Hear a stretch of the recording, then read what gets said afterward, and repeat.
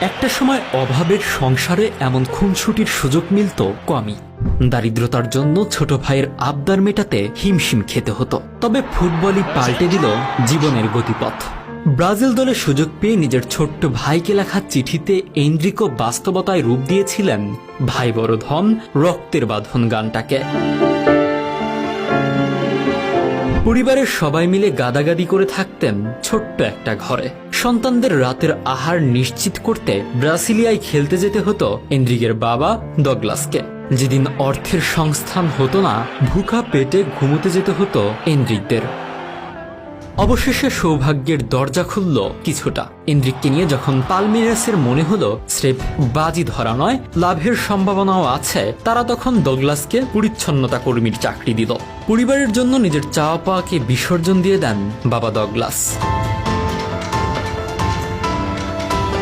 ছোটদের খেলায় প্রায় প্রতি ম্যাচেই গোল করতেন এনরিক এবং সব ক্যাটাগরিতেই হলেন চ্যাম্পিয়ন। বাছাইয়ে টিকে গেলেন এবং যে ক্লাবে বাবা পরিচ্ছন্নতা কর্মী, সেই ক্লাবেই চুক্তিবদ্ধ হলো ছেলে। দ্রুতই প্রথম বিভাগে অভিষেক হয়ে গেল এনরিকের। ইউরোপের ফুটবলের দরজাও খুলতে সময় লাগলো না, সবকিছু যেন হতে লাগলো চোখের পলকে। অল্প বয়সে তোলপাড় করা অনেক ফুটবলারই এসেছেন ব্রাজিলের ইতিহাসে। তবে তাদের সবাই যে পরে পেলে, জিকো, রোমারিও, রোনালদো, রোনালদিনহো, নেইমারদের মতো মহাতারকা হতে পেরেছেন এমন নয়। কেউ কেউ হারিয়ে গেছেন এক ঝলক দেখিয়েই। 18 বছর বয়সী এনরিক কোন পথে হাঁটবেন সেটা সময়ই বলবে। অন্যদিকে ব্রাজিল দলে সুযোগ পাওয়ার পর স্পেনের বিপক্ষে মাঠে নামার আগে ছোট ভাইকে উদ্দেশ্য করে ভীষণ আবেগমাখা এক চিঠি দিয়েছিলেন এনরিক। ওই চিঠিতে তিনি লিখেন, হাসপাতালে গিয়ে তোমাকে জন্মদিনের উপহার দিয়েছিলাম।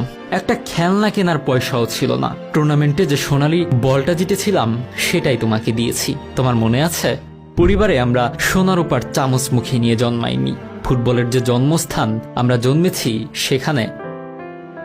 তুমি মাকে জিজ্ঞেস করতে পারো, লোকে আমার নাম জিজ্ঞেস করলে কি বলতাম? এনরিক ফিলিপ্পে মোরেইরো দে সাউসা ফরওয়ার্ড।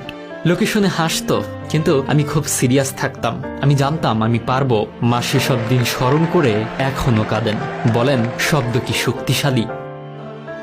এখন আমরা যে বিলাসবহুল অ্যাপার্টমেন্টে থাকি, তখন কিন্তু এমন কিছুই ছিল না। ভিয়াগুইরায় একটা পাহাড়ের উপর থাকতাম। জীবন তখন অন্যরকম ছিল। অবিশ্বাস্য এক শৈশবও আমি পেয়েছি। সেজন্য মা বাবা, সৃষ্টিকর্তা এবং অবশ্যই ফুটবলকে ধন্যবাদ। তুমি আরেকটু বড় হলে লোকের মুখে শুনবে আমরা খুব গরিব ছিলাম, ঠিকমতো খেতে পেতাম না, কিন্তু